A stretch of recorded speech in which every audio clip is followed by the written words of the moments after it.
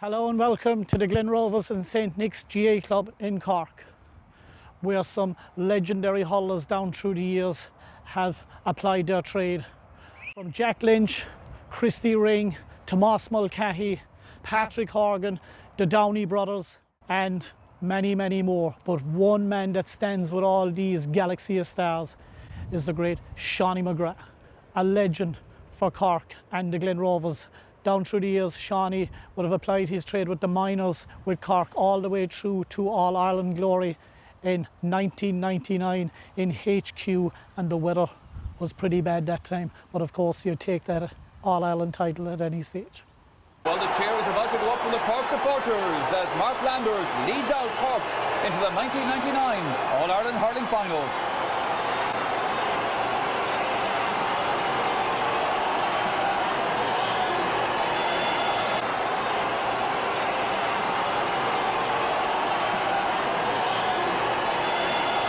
Brian Corcoran, of course, the only one of the Cork team today with All-Ireland final experience at centre-half. Mark Landers and Mickey O'Connell share midfield duties, and in the forward line, led by Joe Dean, Ben O'Connor there as well, Seanie McGrath. Will their pace be able to test Kilkenny's defence? Well, desperate conditions for the players now to try and face into. Again is Peter Barry. Into open space to Seanie McGrath. McGrath with his chance to get a point, and he's done exactly that. Seanie McGrath's first point of this match. Seanie now playing out right half forward has made it 10 points to 7. Down towards Kevin Murray, breaks instead to Seanie McGrath. McGrath trying to get in through the defence here, shorten the grip on the stick, and he put it over the bar. That's a second point now for the Glen Rovers man. Happier Cork fans up on Hill 16 and various other places in Croke Park, because now the gap is just a solitary point. Kilkenny still leading. It's 11 points to 10. Willie O'Connor swinging at this one one-handed, holding it up there for Pat O'Neill. Comes out towards Seanie McGrath. Angle getting tighter the whole time. Umpires have a right good look at it, and he's put it over the bar. He's got another one. Seanie McGrath, and they're level for the third time in this All-Ireland hurling final. Cork has fallen behind 3 and 4 points, but now they've pegged the gap once again, and it's Cork 11, Kilkenny 11. Now who's your money on? Seanie. Hey Mick, how you doing, boy? Welcome, sir, thank you. Man. What a day here, and obviously a brilliant venue, Seanie, for games here. I'm going to look forward to coming up here. Oh yeah, this is an outstanding ground, Mick. I mean, we have 3 fields, bottom field, we call this pitch the middle field, and we have a top field as well. The Camogies use the top a lot, but you know, the work that's gone into the ground over the last couple of years, say, you can see signage around the place, floodlights, the barriers around the fencing and all that. That's all reflective of the work that's going on behind closed doors, I suppose. Mick, everyone sees the lads in the field, but the committee and the chairman, Liam Martin, and his backroom guys, they do a phenomenal job to keep the place in spectacular order. So great ground, great place, and obviously very fond memories for me here. My own underage stuff was here, and my adult hurling was here, so I love the place. Yeah, special place, and a special word to Liam Martin and all the Glen here in St Nick's for allowing us the approval here to be here on pitch side. Special Seanie, soundmen looking after their own as well. But I mentioned a couple of names here: Jack Lynch, Christy Ring, the Downeys, Horgan, Mulcahy, and yourself. This is laced with many more, but these are big, big names. Oh yeah, the lads were outstanding players. Tomas was, I came on the scene first, and Tomas was our leader, an incredible player, and obviously I didn't even get to see Jack Lynch and Christy Ring, but fabled and fair stories and songs about them inside in our club, and particularly when we win, we sing great songs about Christy Ring. Very much revered, and obviously Patrick Horgan and the Downeys now, you know, keep flying the flag for not just brilliant Glen players but brilliant Cork players, and obviously all eyes are on the All-Ireland semi-final coming up now in a few weeks' time. But the boys have performed phenomenally so far this year. Patrick is belying his age, he's just playing brilliant stuff, and Owen is doing great full back, and we've got a real leader in Rob Downey, so it's fantastic. But down through the years we've had other players, I suppose, Mick. You know, when I came on the scene first, he's not related, but there was the other Pat Horgan that played with Cork in the 70s and 80s. What a phenomenal player. Joe Reardon, the McGuckins, John Fox and these guys, Kieran Keane, they were all fabulous hurlers, and when I came on the scene first as well as a young 17-year-old, they were fantastic to me coming into the setup. So loads of great names, and please God, plenty more to come in the future. Yeah, certainly, Seanie. I just went to word on Jack Lynch. Obviously we'd be reading up things and everything, you'd see all that, but a fine footballer as well down through the years for Cork. Yeah, like you forget, Mick, I suppose. It's not until you kind of make with the advantage now, I suppose, of Google and search engines and Wikipedia and all that. When you go back and you check some of these guys' records and honours won, it's incredible. Like, they were absolutely phenomenal men. Christy Ring is a football county final or county medal as well with St. Nick's, and it's good to see Nick's going well as well. They've struggled for a couple of years, but they're doing really, really well now in Premier Junior. They've had a fantastic league so far, but yeah, the likes of Ring and Jack Lynch, not only were they brilliant hurlers, but they were incredible footballers also for St. Nick's. Yeah, super stuff. As we'll just make our way in here, Seanie, I suppose, look, you came through the ranks from minor, under 21, all the way through. A lot of questions I often get asked, Seanie, did anyone get away with that you think that didn't make the grade? Is there a guy there that, you know, you look back and you see him, you meet him probably down the pub, and next thing all of a sudden you think he was unlucky? Well, I suppose, Mick, but I sometimes I wonder what's your definition of unlucky. Like, guys did leave the minor and 21 ranks and had brilliant club careers, and that's an achievement as well. I mean, I'm involved with other teams as well, giving them the hand, and what you realise, I suppose, when you're doing different grades is just how good the Premier Senior grade is. And I know lots of fellas like, say, Mickey Ryan, who was an unbelievable minor for us, and has, you know, had a brilliant career, won a county with St. Finbarrs after, and he was a fantastic underage player. And Kieran Morrison made the panel in '99. He was a brilliant underage player as well, a brilliant minor. One fella I do remember at 21 level back in '95 was Dominic Foley, who went on and became an Irish international soccer player. So, you know, you'll see that happening from time to time. Maybe not as much anymore, but certainly that time fellas that were playing lots of other sports. I know at the moment you could say maybe Ben O'Connor, who went into the rugby and went to Munster, but at that time I remember Dominic standing out, a brilliant hurler, and he's come to training with all the different jerseys, and we thought he was buying them, I don't know, in shops or something, but it turned out he was wearing them at trials when he was going over to the likes of Wolves and Coventry. I think he signed for Wolves after, but he had a brilliant soccer career. He went to Belgium after, and I often think of him, and he got involved in hurling when he came back, but a fabulous underage player who probably found better success in the soccer field than in the hurling field. Yeah, spot on. Dominic Foley, I remember Charleville. Down through the years, he was with Wolves. I'd actually seen him live a few times. I think it was over 4 international caps for Ireland he had, and he had a few goals as well. So he was a special talent. I remember him, Seanie, playing football, and he was some footballer. And I'll tell you a story there about this. We were playing a Junior B match in, I think it was Ballyhay going back, and Dominic was still hired over by one of the teams in England, and he was playing junior football. So that's a funny one. But you're right there on saying the players that come through like that, and all of a sudden next thing I suppose they don't go missing, they go away. But Seanie, for players coming through in a club like the Glen, and you have all the surrounding clubs around, sometimes it's hard to keep going and stay in it. I had a good example going back, I'd say, in Kerry last year, Austin Stacks, and the lads were on about great players that won minors and 21s. They just didn't come through the grade. Would you have many of it that didn't go on? Yeah, I suppose, but Mick, but everything is taken into perspective. I suppose some guys, that's their lot. They're happy enough to go and play at the adult level in their clubs, and you know, different things happen with relationships and with work as well. I mean, we are playing an amateur game, and sometimes I wonder, even looking at the lads now, how much they train, is it almost too intense? You know, some fellas making decisions at 15 and 16 to give up the soccer or to give up the Gaelic football. I actually like playing football myself, and I often look at players like Brian Hayes at the moment. I think other sports can complement your movement. You know, the football stuff is very much a movement-based game where you're kind of giving and going, and your feet can be good from it. So I actually think multiple sports can complement a fella's game, and when it comes to hurling, can help his hurling game. But yeah, I think Mick, going back over guys that did and didn't make it, as I said, what is your definition? I think if you go and play at adult level with your club and have a good successful career, that's a definition of good and successful stuff as well. Yeah, as we make our way in here, as you come down through minor level with Cork, Seanie, we know that we are the home of hurling, let's be honest about that. Sorry to the Kilkenny lads when they'll be watching in later on, and Tipperary, of course, where the name came from as well. But we are, Seanie, we're very, very proud people here, and we can see it with the minors, under 20s now, under 21s going in the last few years as well. Just on the grading system, would you like to see it return under 21? In Kilkenny, for instance, I think it has returned like that, and minor under 18. What's your thoughts on that? Yeah, I think, like, I was involved with the minors last year, and under 17 is a little bit young, all right. You're trying to create an atmosphere where lads, you know, get a bit of pride in the jersey, and you introduce S&C, and you introduce maybe a small bit of psychology stuff and the nutrition stuff, and then sometimes you forget, God, these guys are only 16. Like, I mean, a 16-year-old in the past would have had a 3-year minor career, you know, which would be phenomenal. You know, and he felt very, very good, would have a 1-year career, maybe 2, but for fellas to be making a 3-year career is an incredible achievement. And you forget that when they're, you know, in the modern setup, that 16 and 17 would be the minor grade. So at times I think it's a little bit young, but then when you see the quality of the games that are produced, Mick, I don't know, like the last day Cork and Clare played an absolute titanic battle above in Thurles, and there was no problem with ages around him. I mean, Cormac Dean was outstanding for Cork, Owen O'Shea was outstanding, Paul Rogers for Clare. They're just some names that spring to mind. Colm Gard, Michael Tighe Brosnan from our own club. You know, the age didn't make any difference. So I'm not so sure. I think we're probably getting more right than we're getting wrong. I think the County Board are getting more right and wrong here as well in Cork. The leagues are really, really good. Obviously with the split season, you get loads of games this time of the year, and fellas are allowed, or can have the advantage of getting their holidays out of the way, and then when you get into the August stuff, you go full tilt in the club scene. So I think the ageing, the grades and the whole setup now with the leagues locally as well, I think we're getting more right than wrong, to be honest. Yeah, Seanie, the minors actually, they had a brilliant year, to be fair to them. And the names that you named out there, Michael T. Bras, and I covered a lot of these in Harty Cups as well. And they are big players for the future, Owen O'Shea as well, and Cormac Dean. So best of luck to them in their journey. Seanie, we're going to just move into the under-21 side of it back in your time.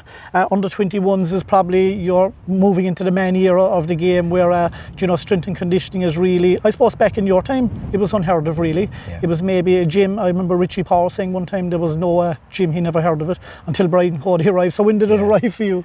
Looking at the size of me, Mick, I don't think it ever arrived. I'm still flipping only 11 stone and not much muscle mass. I never liked it. We did it, I suppose. It started to come in around 98 at senior grade because Jimmy Barry brought Ted Owens into the setup as our S&C guy, and he was a phenomenal guy. And definitely, there was huge credit due to Teddy and us getting over the line to win the league in 98 and then win Munster and All-Ireland titles in 99. He was a phenomenal guy.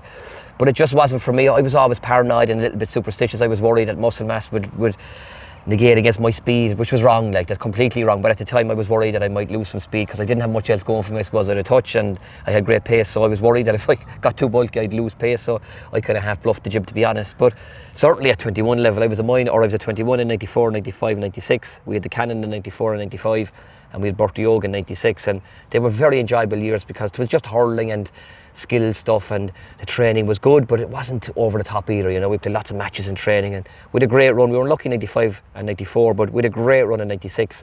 It probably was the start of what happened in 97 and 98. We were beaten in an All-Ireland semi-final by Galway in a dirty night above in Ennis, and Galway went on and subsequently won the All-Ireland. They beat Wexford that year. But personally, I got a great kick out of the year. I really enjoyed it. It kind of set me up for the following year when I made my senior debut.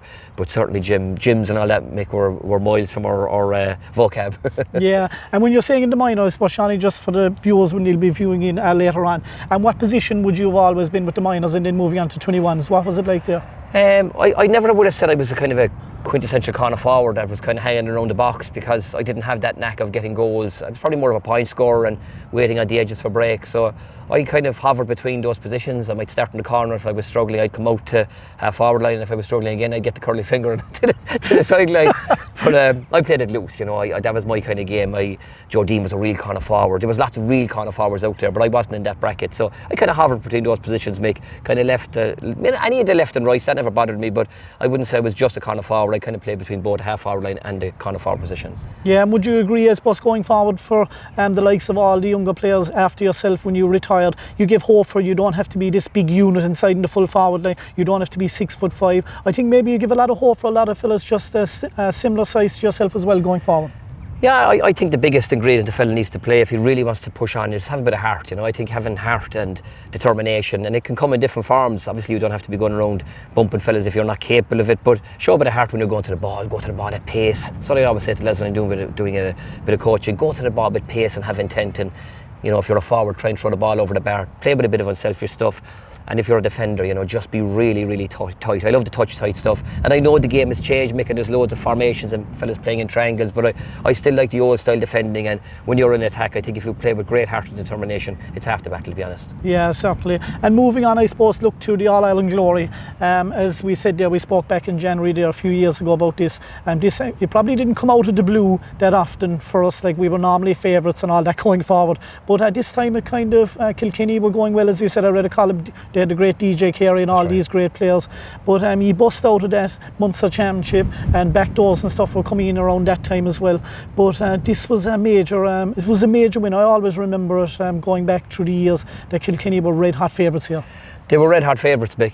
The only thing I would say, I suppose, with a manager like Jimmy, he made us feel good about ourselves. We never felt any bit inferior going to the field. He instilled a ferocious love for the jersey, I suppose, in us. We obviously knew what he was himself, so we fed off that. He took a lot of the pressure off us with media stuff and that, but he always made us feel good about putting the jersey on and that we were representing an incredible bunch of people that came before us. So we never went into a game feeling like we were underdogs. Yes, I get it, of course. They had DJ Carey, that Kilkenny team, they had Brian McAvoy, John Power, Charlie Carter, Pat O'Neill, star-studded, but going into it, we felt we had a right chance. I think getting over the first win against Waterford in the first round and then beating, you know, like an unbelievable Clare team, Mick. I mean, I really think Clare were the team of the 90s. To get over them in the Munster final, the shackles just felt off. You know, the sort of pressure was off us, and training just went up an incredible notch from the Munster final to the semi-final. We were really buzzing going into that semi-final against Offaly, and going into the final, we just felt that, you know, Jimmy never felt, you know, because we were young, you know, you'll get your chance again.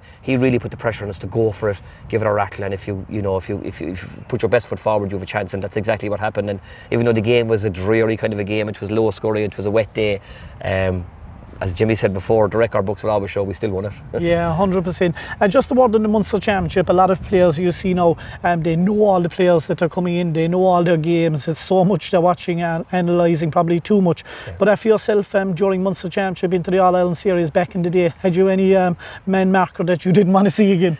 Not necessarily, I'd say. Like you just knew the players because, you know, you were watching the telly all the time, and you know, you were kind of envious of them, I suppose, before you got your debut, that, you know, you were hoping that one day you'd get there. And I would say there was a thrill being marked by guys that you had spent time looking at when you were a younger lad. But never really over focus. Like, I certainly didn't anyway. What was his good side, his bad side? What did he like and not like? Did he like being turned? And I never looked at that. Like, I tried to just focus on myself and try and get my head right going into the game. Prepare right. And I would always say that to lads as well. Like, just get your preparation right. Get to bed early. I think there's a lot to be said for getting a good night's sleep and getting the nutrition right. And listen to the guys around you, but don't overcomplicate things either. Like, 'cause sometimes fellas will try to mean well, but they might overcomplicate the message. Take what you want out of the message, and then after that, you know, as I said earlier, play with plenty of spirit. Like, just play with a bit of fire in your belly, and after that, lots of the times your performance and the result will look after itself. Seanie, heading into Munster finals, when you're on about sleep and everything, getting the right thing, like we all know, any man that's worth his salt will find it hard to sleep on a night before any big final. Never mind with your county, any final really. What was it like for yourself, just trying to get over and get the hours in? And you know, when you're arriving to the ground, you're arriving to Simple Stadium, you're arriving to Cork, and next thing all of a sudden you feel half drained on a sunny day. Yeah. Sleep is a big thing, okay? It is, Mick. I mean, the kind of preparation there is in advance of the night before, I suppose. It's the build up, you know, the couple of weeks leading up. You know, you'd often hear fellas saying the sacrifice, especially fellas' boyfriends or girlfriends, that the sacrifice that they had to go through because you just didn't really have much of a social life, you know, that you were resting, you were recuperating, you were getting to bed early. The chances are, Mick, a night or two out from a championship game, you may not sleep that well because you are nervous. But I just always felt that when you met the group, the nerves kind of went. You were all in it together. You know, I loved meeting the boys and having a bit of crack before the game and getting on the bus. Obviously, then I suppose heading to the ground, you could hear a pin drop in the bus because fellas were going into their own thoughts. But just to see the Cork crowd and the red and white as you were heading towards maybe to Park Keefe or Simple Stadium, to give a ferocious pep in your step. Like, I mean, I kind of missed those days, and speaking to other guys that played and hearing interviews, you know, former players will say that they've always missed those days. They're very, very special. Memories come flooding back. You think of your earlier days when you were up to Glenfield here poking around with your buddies, or you might see a buddy in the crowd as you're heading down, a fella that was good to you as a mentor, your mum and dad that were giving you plenty of encouragement. Sometimes those things will come into your head, and then you get to the dressing room, you tug off, and it's magical really. Make it, even though it's ferociously nervous, you would miss those nerves and that fire in your belly because I don't think anything in your life can replicate it. It's a magical time in your life. And I suppose that the adrenaline comes in the right time as well. It gives you the extra kick. And obviously I had that kick after we beating Limerick into Munster final, which was special. We'll touch on that in a minute. But Sean, just going back to Jimmy Barry Murphy, JBM. Look, we know this man is, we spoke about this before, Roy Keane adores this man even. So that tells you the calibre that he's in Cork, never mind in the country. We've seen him do a good few interviews lately, which was great to see. Yeah. But just for the people at home and Cork viewers in the coming weeks that will look into this, just give us an old example what he was like. What, you know, I suppose when you walk into a dressing room, Sean, you know, you're looking at this man here and you're saying to yourself, this man is Mr. Cork. Yeah, I suppose like he was a hero to all of us when we were growing up, and then we went into the dressing room. Maybe you'd look at him in awe for maybe 10 seconds, but immediately it would evaporate because he just made you feel at ease. Very, very calm and brilliant personality and jovial, and he always did himself. He always enjoyed. I went back as a selector with him, and the first thing he said is we'll create a good buzz. He loved a buzz in the dressing room. He loved characters and he loved the crack.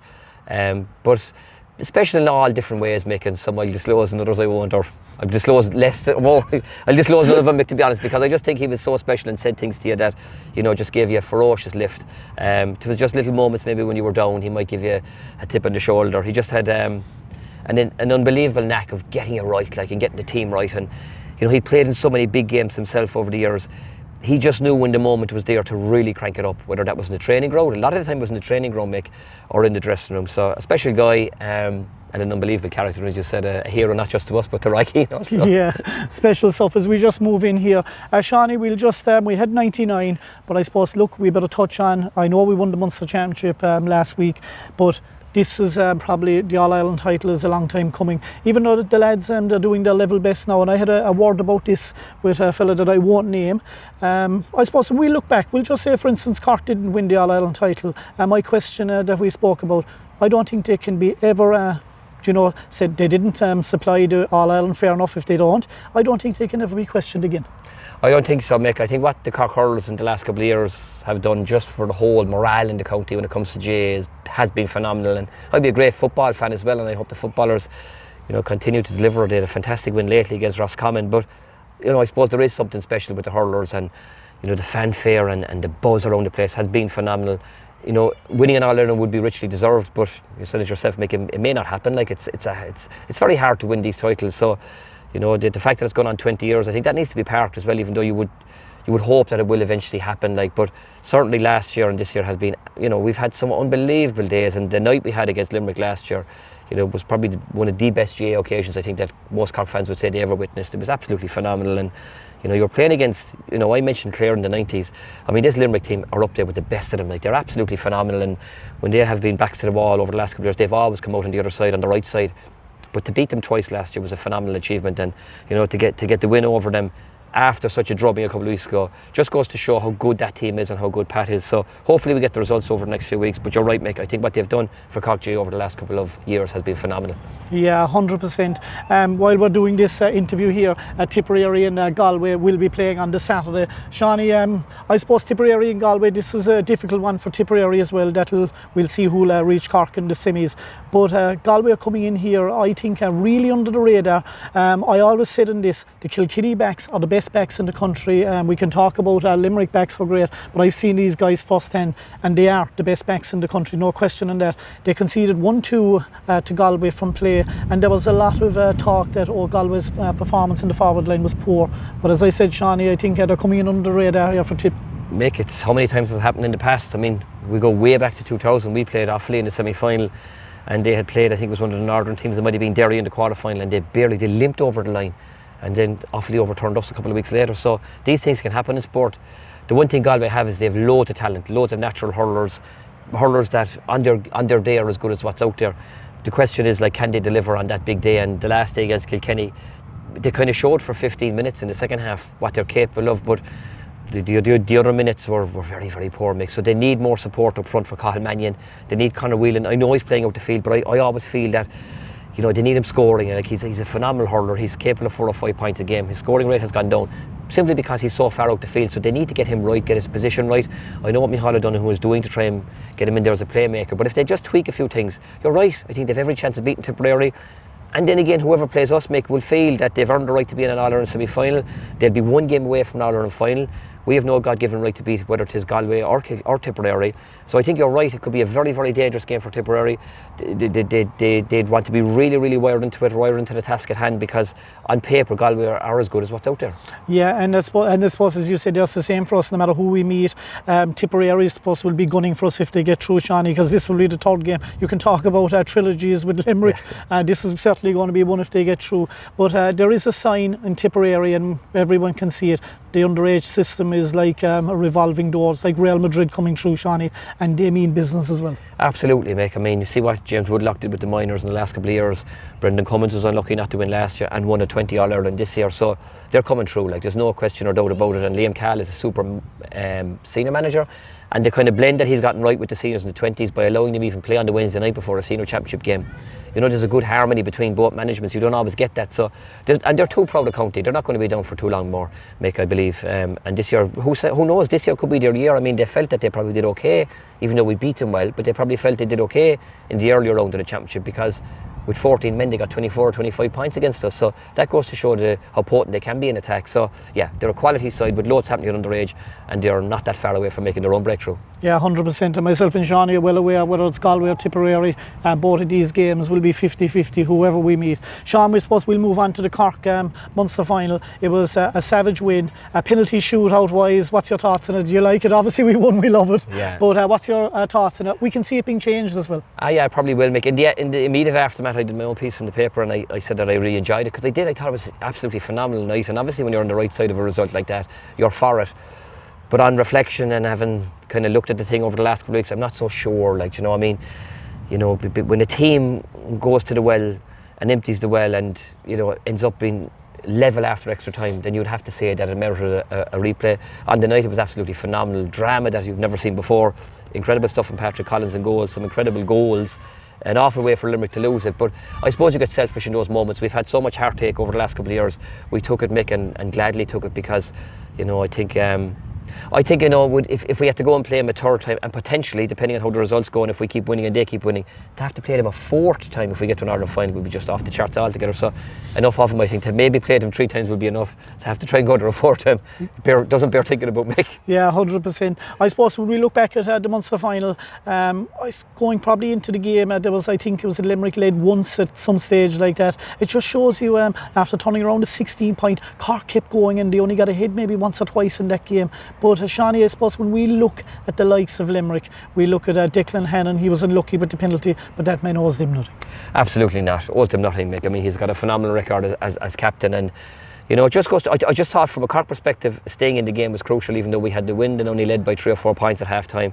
That was a statement of intent, because the game, the last day, was over at half time, or the first round, earlier games there.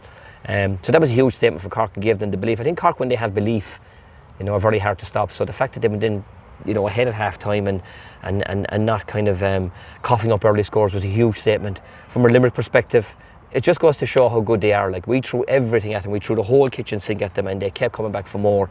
I think on this occasion, or on that occasion, say a couple of weeks ago, we probably got a bit more from our bench than they did from theirs, even though they had some super players that came on. Cathal O'Neill and co were still brilliant, but I just thought Kingston and Linehan were off the charts, and Tommy O'Connell as well, so we probably got a little bit more from their bench. But to Hannon, not at all, Mick. I mean, the service he's given them over the last couple of years has been phenomenal. He will have a part to play in this championship yet. Even when he came on, I actually thought he was very, very good. He got a great score from play, so owes them nothing. Was outstanding on the night, and he was just very unlucky from the penalty. Yeah, as we move on to our own players, going back, I suppose, in the league game against Kilkenny and Cork, when we got over the line, we see young Healy arrived on the scene properly, I suppose. Little did young Healy realise that I knew that he was up against the best backs in the country, and it proved that Seanie, he's thrown into the lines then. I suppose we've the full team fit. He doesn't really get in, I don't think. Okay. But he goes in against Kilkenny in the league, he performs, he gets man of the match, he's on Blanchfield and a core off or on the back line. Now all of a sudden he's thrown into his first Munster final, and I was sitting watching, and I was saying to myself, I knew Seanie, he was going to perform. And the old saying is, when you perform in Limerick, in the home ground, anything is possible for him now. Yeah, definitely. I mean, you know, over the last couple of years, I think that's good from Pat's perspective as well. Like, guys that have been performing well and consistently well for their clubs and their division. Obviously, Liz Gould and Emma Kelly would be his division, Liz Gould his club. Duds, they call him, would be his nickname. Like, he's been a revelation. So, you know, it was brilliant that Pat gave him his chance. He got 1-5 that night against Kilkenny. Really, really good. Just good, like, you know, like, we looked the part. I mean, that's half the battle as well, Mick. Go in there, look the part, be comfortable on the ball, you know, don't look out of place. So that night he looked brilliant against Kilkenny, but he was absolutely outstanding in the first half, in particular against Limerick. Mick gassed out a little bit, I suppose, as the game went on and we started to empty the bench, but he can only be absolutely overjoyed though with his debut, say, and you know, that should set him up now for more to come. But it goes to show, Mick, I had mentioned how strong our bench was the last day, but you could say that Duds had come from the bench as well to start, say, and you know, maybe there was a little bit of surprise as well, maybe that 1 or 2 fellas didn't start ahead of him, but he took no notice. He was really, really accomplished on the night, and it was a huge bonus for Pat now that if he doesn't start him the next day, he knows he has a player that can really, really stand up when he's called upon. Yeah, and he was absolutely brilliant. And I suppose, Seanie, he won't be defined in the next maybe 5 or 10 years. We'll see that young man no matter what happens for the rest of the championship. Yeah. I just want to move on to Rob and Pat. I thought Pat at half time, this was where the winning of this game arrived. It was my first time seeing him animated at the sideline. Next thing, he's inside in the pitch, and I just said to myself, this is it. This is what I wanted to see. And it was no punching, like, he did get a dig inside there, but they kept hands down. But Seanie, that was a special moment for me. Yeah, I mean, I suppose there's a lot of hurt in the dressing room as well, Mick, and You know, Pat last year against Clare, I mean, how close were we? Like, just, you know, you could argue a tug of a jersey away from maybe a bit more time or a replay or whatever. Like, we were outstanding last year, and to do what he did last year after the 2 defeats and then to get the win against Limerick to get us out of the group, you know, obviously there's just huge hurt there. And I suppose he just felt that, you know, how can I help the team and how can I help, you know, instill this belief? You know, I believe in my players, probably was his mantra, I believe in you guys, and I'll do my bit on the line as well. And, you know, that wouldn't be as far. I mean, Pat is very calm on the line, he's a super manager, and I suppose he just felt a little bit annoyed and aggrieved with a couple of the referee decisions, and maybe wanted to make his point, get his point across to the referee. The fact then that Limerick came in just led to a little bit of a melee, but Pat would be the first to say that it was a thing of nothing. He was well able as a player, and obviously on the line he's an outstanding guy. So, but maybe it gave them the G up at half time when they went in, realised that maybe Limerick were a little bit rattled, and obviously the second half then they really stood up against the wind and were outstanding. And I mean, as we just mentioned, Rob as well, I mean, the captain's performance, he came in when he was introduced in the second half, obviously carrying a bit of a hamstring injury, did brilliant on Gerard Higgard. He got stuck into him straight away and got a super point, even though he was injured the first day against him as well. Was outstanding throughout the league campaign and lifted the league title and Munster title. It's been a fantastic year for him and his family so far, and hopefully a bit more to come, hopefully a bit more silverware, Mick. And here you go again, when you look back at Pat, his introduction of Rob came on right on the money, and that was another big thing. He comes in, he wins his first ball, shoulder inside, and that was very important for him as well. It was vital, Mick. I mean, it was just at a time when the half forward line, the Limerick half forward line, you could say, were just getting a small bit on top. Substitutions at the right time. You know, Linehan and Kingston, when they came in, bang on time. 64th minute for Shane, a bit later for Conor, but thankfully went to extra time. And that's Conor's game. Then when the game is opening up and it's a bit loose, he is an incredible hurler. His accuracy like you couldn't imagine, and his first touch is super. Shane the same, with 3 excellent points, 5 points between the two of them. I know there was Robbie Flint came on and he ran at them. Brian Roach came on, he, you know, consistently delivers that hard working type performance.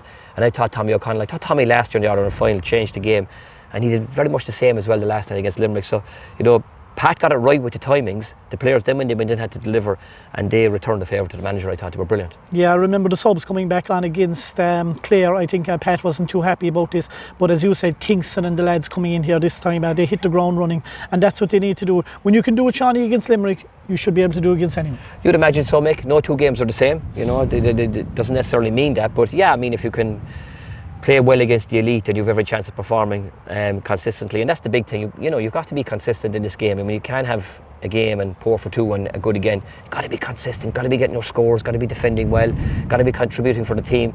And you know, you'll have your off day. If you have the off day, then be man enough to accept the decision to be maybe substituted and the next man comes in. But what will be huge for Cork this year is the bench and the whole 20-man squad. You know, the 5 subs and the 15 that start, because fellas will gas out. It's hard in their Mick. You know, the weather is very, very warm and temperatures are getting high again now. So, you know, it's going to be hard for fellas to perform for 70 minutes.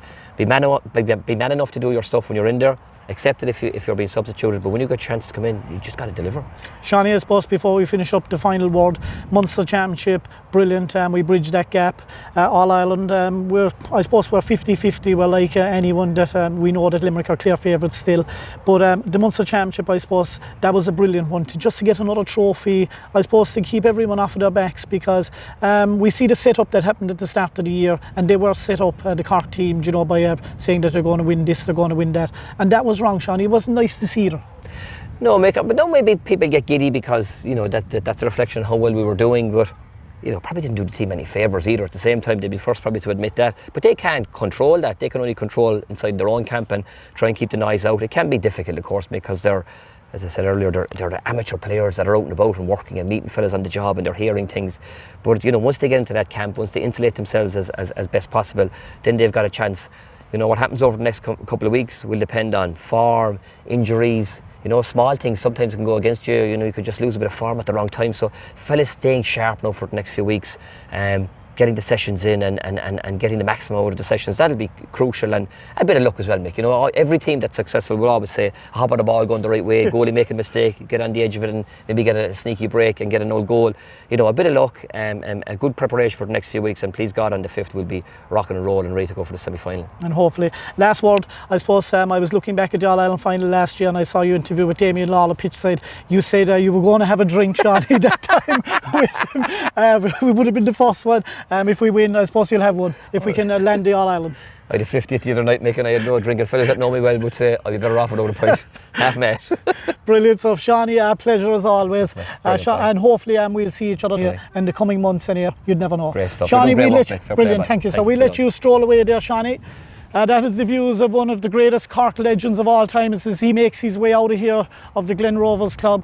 And what a player he was down through the years. Seanie, Munster titles 3, All-Irelands 1, All-Stars 1, National League 1, played with all the greatest hurlers that have been ever played with Cork, from Brian Corcoran, you name it, to The Rock, all these guys that come down through that list. There are some operators, and he is certainly a legend. From me, Mick Linehan here, a special day here in the home of hurling, Cork. How much time he's going to allow on. Here's Dennis Byrne. Still only a point in it. Kilkenny looking for a chance, but the referee has whistled. It's all over, and Cork are the All-Ireland hurling champions for 1999. Thank you, Seanie McGrath. Congratulations. Great, man. Thanks very much. This is what we've been waiting a long time for this. Jimmy came on board. As John Cawley said, you really showed your character, because if you were down a couple of points, you stayed with it. So I think Cork before probably would have, 4 points down might have won, but as Johnny said, there is a great character on the team. We've a great commandership, and it's great for Cork. Delighted. You've been criticised that you didn't score goals, but points do win matches. Many goals, we're all right. Plenty of points. Well done.